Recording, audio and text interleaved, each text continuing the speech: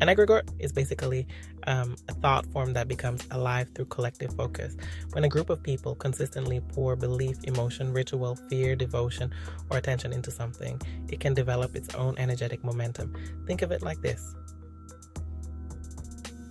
a brand, a religion, a nation, a fandom, even a workplace culture.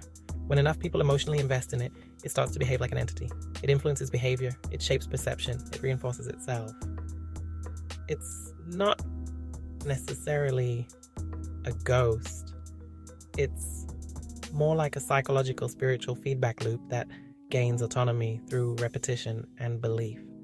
For example, if millions of people fear a symbol, that symbol gains power. If millions worship a deity, that deity form gains energetic structure in the collective psyche. Some occult traditions say egregores can become semi-independent thought forms that feed on attention.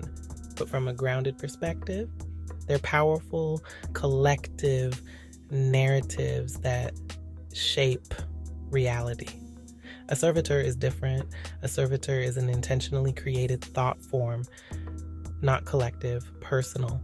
It's when someone consciously creates an energetic construct for a specific purpose, protection, prosperity, and guidance, motivation, that kind of thing.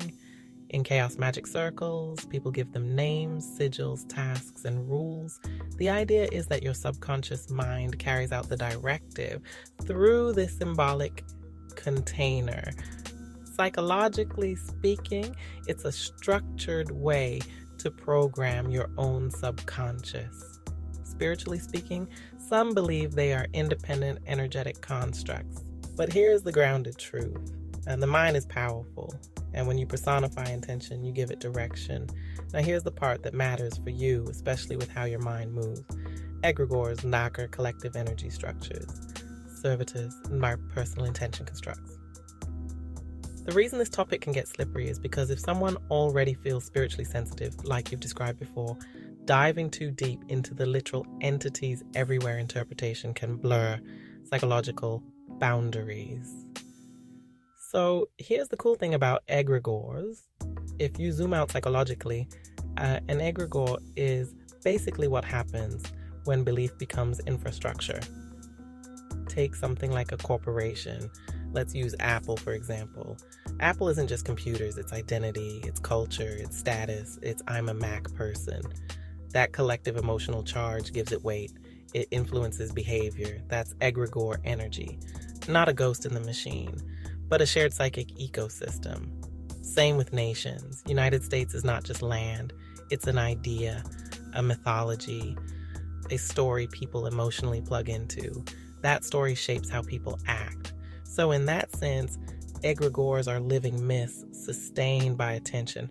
Now, servitors are more intimate. They're like intentional mental assistants. You give them a job, a structure, a symbol, and your subconscious mind carries the directive forward. If egregores are group current, servitors are personal currents. Here's where it gets interesting in a modern lens. Social media platforms can function like egregores. Facebook isn't just an app, it has a personality, it influences moods, it amplifies narratives. The collective attention feeds it. It's less entity in the shadows and more attention shapes reality. And you know what's powerful about that realization?